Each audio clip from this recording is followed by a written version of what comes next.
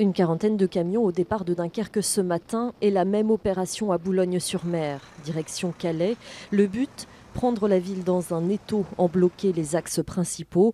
En première ligne face aux migrants qui escaladent la rocade, les chauffeurs routiers veulent du concret.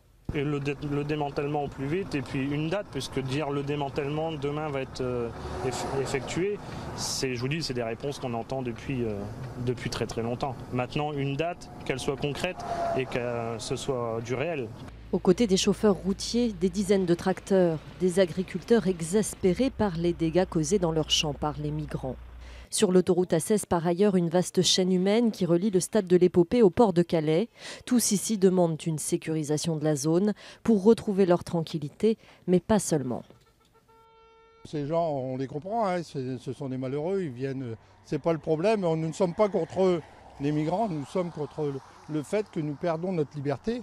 La rocade toutes les nuits est bloquée au moins 4-5 fois.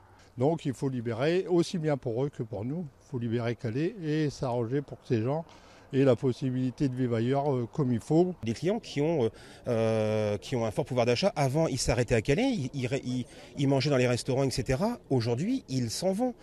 On a notre réunion pour le travail à mon bureau et aussitôt fini, ils ne veulent plus rentrer en centre-ville. Pour ces commerçants, ces habitants de Calais, c'est toute l'économie de la région qui est fragilisée, voire immobilisée par la situation. 6 900 migrants occupent la zone selon la préfecture du Pas-de-Calais. Les associations, elles, évoquent plutôt 10 000 personnes bloquées aux portes de la Grande-Bretagne.